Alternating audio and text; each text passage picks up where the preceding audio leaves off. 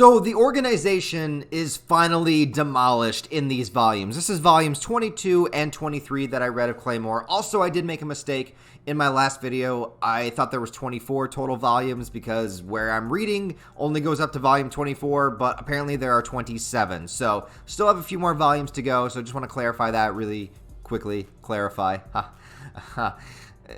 But these two volumes were a bit separate in the plot lines that they're covering, so it is a little bit easier to talk about volume 22 and 23 separately as opposed to just sort of one cohesive thing, because 22 definitely focuses on the final battle, the uprising of the Claymore organization, kind of taking down the organization for the final time, and the organization throwing everything that they have at them left at their disposal. There was the abyssal feeders that they had, threw them at them, and then they brought back the 3 resurrected, awakened Yomas, but realizing that they sort of remember bits and pieces of who they were when they were alive, but mostly they were sort of just vessels to create, destroy, and become, awaken into their full Yoma form. The main battle, one of them being the 2 awakened ones, Roxanne and Cassandra, battling each other since Cassandra was killed at the hands of Roxanne when they were human, or when they were Claymores, rather. Sometimes I feel like the creator of Claymore just makes new characters in order to create new, creative, messed up, weird designs for his Yoma characters,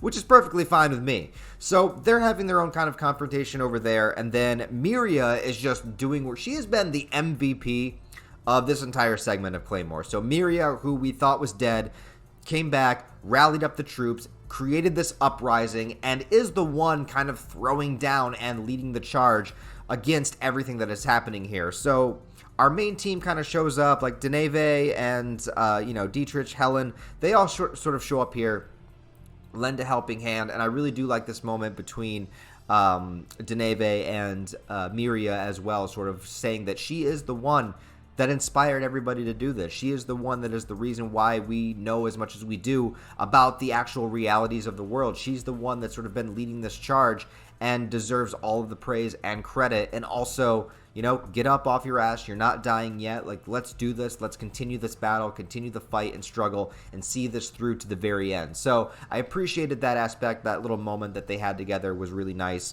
Also, yeah, Miria, who was never really a character I was too attached to earlier on in the story, but this entire segment, man, she may as well have been the MC of the entire story. Just considering the fact that we haven't, Claire is gone for, I think, 4 volumes worth of content, pretty much, and the story shifts to this uprising sort of segment to take down the organization, which I liked. I like when stories can take a moment to step away from the main character and let other characters have their time to shine. It also lets the story feel a little bit more real, like it expands the world building, that there's more stuff going on, that the story doesn't just revolve around the main character, that this is a full functioning world that exists even without them, within the story, that things are still going to happen and progress and continue. And so I do like that aspect of it very, very much.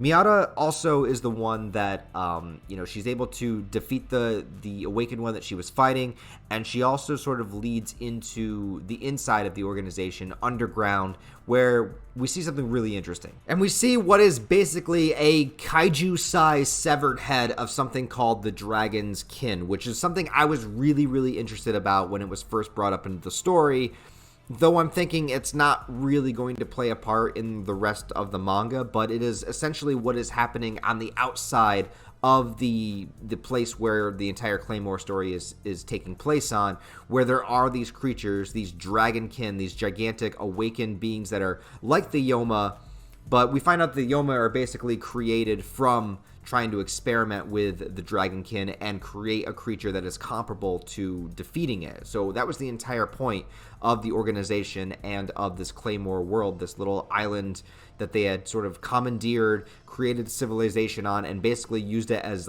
biological warfare, creating experiments to try to find something that is on the level of this dragonkin. And that to me is one of the coolest aspects of this story, because you're telling me that everything that happened within this story is literally just one little piece of the world, where outside of it there are creatures that are far more stronger and more deadly than the actual Yoma that we've been facing this entire manga. And we get to see one of them. We get to see at least the severed head of one, and sort of learn that they have been using this, and this is where the origin of Yoma and the Claymore and all of this stuff has come from, is basically trying to find some way to control this awakened form in order to face this dragonkin that exists somewhere else in the world. So that to me is really, really cool. It expands the lore. It makes the world, like I said, makes the world building feel more established and makes it feel like there's this looming threat over everything, as if there wasn't already with Priscilla. And I'll get to that in a moment, but it makes it feel like there are more things out there that we still don't understand. So as much as we as much as we uncover and learn about the intricacies of this world, there's always something more there. But the fact of the matter is that this organization did abduct people against their will, experimented on them, created them, turned them into monsters, killed them off when they didn't need them anymore. And so for that, vengeance needed to be had. And Miria, I love how she walks out with the severed head of the organization leader, holds it up above everybody, basically claiming that, we have accomplished our mission, we have accomplished our goal, the organization is no more. So what they decide to do from that point on, whether they do venture outside into the rest of the world, or if they create a new, sort of organization, a new establishment here, is yet to be seen. But they are no longer under that oppression. However, I don't think that the main character, the one guy that was doing the science experiments, Dai, I can't remember if that's how you pronounce his name or not. I pronounce every name wrong. But he's still alive. He's still somewhere. And so is Rubel, too. And I still don't really understand what side he's actually on, but there's that. And the other great thing about it is that the group met up again with RAKI. So RAKI is, again, part of everybody, and they all decide that they're going to go back and to try to rescue Claire and deal with this final threat, because they learn about the existence of Priscilla upon the dying moments of Hysteria. She sort of mentions, or they sort of see a vision of like this idea that like Priscilla is this thing beyond an awakened being that is still out there, and she ties into everything. She ties into the ultimate experiments of what the organization was trying to do. She ties into Claire's story. She ties into RAKI's story. So it's all going to come to a head. And at one point in the story, I was thinking that there were so many plot lines here. I was wondering how they were going to tackle them, but it looks like they're pretty much going in order, because like the organization plot line seems to have reached its peak, reached its climax, and now we're moving into this next arc, which is taking place back at the original Holy City that was in the very beginning of the manga, where RAKI was the one to help Claire kind of bring her back to her humanity and not have her awaken. So everything has kind of come full circle. We even see like the knights that they met in those first volumes. So it looks like what I'm assuming the manga is doing from a storytelling perspective is bringing everything back to the beginning. So it's going full circle, and it's going to have its climax sort of like where the story began to an extent. And going in here, bringing RAKI along and having this reunion between RAKI and Claire. And of course, from a storytelling perspective, of course, RAKI's the only one that would have been able to sense and reach Claire from within this sort of, hardened cocoon state. Of course he is, and I'm totally fine with that, and I'm totally cool with that, and RAKI's a normal human, and I get that, but at the same time, like, this is what it's been leading to. He's been searching for her for 7 years. He also has an extreme connection with Priscilla. So this is what's really interesting about it, is because he didn't know that Priscilla was the one that Claire had been searching for this entire time. He spent an extensive amount of time with Claire, and he spent an extensive amount of time with Priscilla. So when RAKI goes up and touches this cocoon thing, these are the two people that have basically been like the mentors in his life. And without knowing that this is like polar opposite mortal enemy sort of thing going on here. So of course he's able to rescue Claire, but he also awakens Priscilla. And I love how she just immediately like bamfs like from one location to the outskirts of town with like the other people that were out of town. It really, once again, it reminded me of Meruem from Hunter x Hunter. Remember there's a scene in Hunter x Hunter where he like sends out his Ren, where he's sensing everybody. He's trying to sense where the enemies are, and just like within a split second, he like jumps from one location to another. That's what it reminded me of.